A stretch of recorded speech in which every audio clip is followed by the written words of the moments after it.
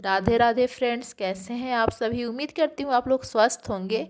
Friends, हमारे channel में आप सभी का स्वागत है। फ्रेंड्स, चलिए हम जानेंगे कि आखिर क्यों श्री कृष्ण भगवान के कहने पर एक पिता ने अपने ही पुत्र की बलि दे दी। चलिए इस कथा की शुरुआत करते हैं। दोस्तों, आप सभी जानते हैं कि अर्जुन और श्री कृष्ण का संबंध बहुत ही खास और गहरा था और इस कारण कई बार अर्जुन को इस बात का अहंकार हो जाता था कि उससे अधिक न तो किसी में श्री कृष्ण के प्रति भक्ति है और ना ही कोई उससे अधिक वीर है।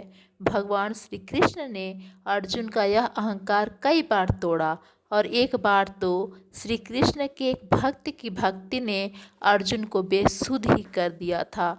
क्या थी पूरी कहानी, चलिए जानते हैं। फ्रेंड्स, जब महाभारत का युद्ध समाप्त हुआ तो पांडवों ने अश्वमेध यज्ञ किया। एक दिन वह घोड़ा राजा मोरध्वज के राज्य से गुजरा, जिसे उसके छोटे से पुत्र धीरध्वज ने रोक दिया। अर्जुन को जब यह बात पता चली तो वह अत्यंत क्रोधित हुआ और युद्ध करने निकल पड़ा।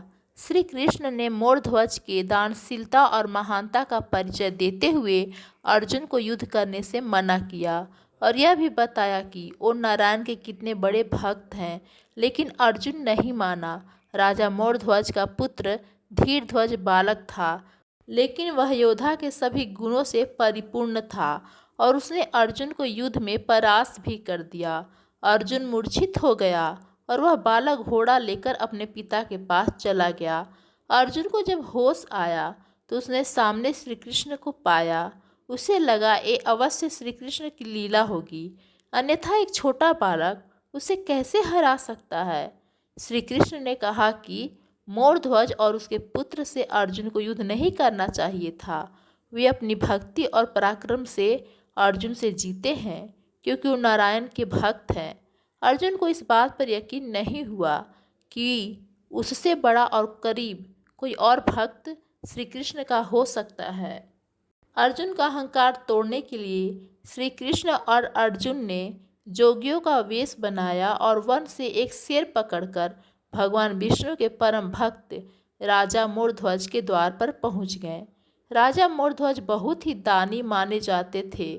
उसने दोनों साधुओं की आवाभगत की, लेकिन भगवान कृष्ण ने मोरध्वज से कहा कि हम तो ब्राह्मण हैं, कुछ भी खा लेंगे, लेकिन ये शेर नरभक्षी है।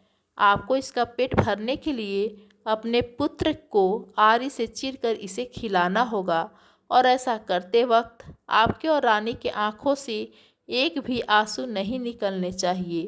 तुम अगर अपने इकलौते बेटे को अपने हाथों से मारकर इसे खिला सको तो ही हम तुम्हारा आतिथ्य स्वीकार करेंगे। भगवान की शर्त सुनकर मोरध्वज के साथ साथ अर्जुन भी सकपका गया, लेकिन राजा अपने आतिथ्य धर्म से पीछे नहीं हटा। उसने अपनी पत्नी और पुत्र को इस बारे में बताया और वो दोनों भी राजा के सम्मान के लिए ऐसा करने के लिए तैयार हो गए।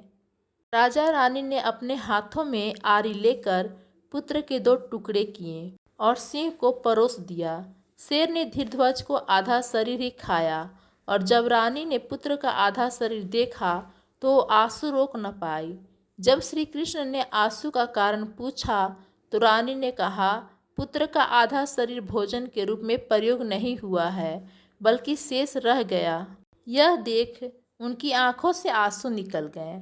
अर्जुन यह सब देखकर अपना सारा धैर्य खो चुका था। उसे एहसास हो गया था कि भगवान उसके गर्व को तोड़ने के लिए ये सब कर रहे हैं। वह भी श्री कृष्ण के आगे राजा की भक्ति देख नतमस्तक हो गया और श्री कृष्ण को दया करने के लिए कहने लगा। जब श्री कृष्ण भगवान ने अर्जुन का घमंड टूटते देखा तो उन्होंने मोरध्वज और रानी को अपने विराट स्वरूप का दर्शन कराया।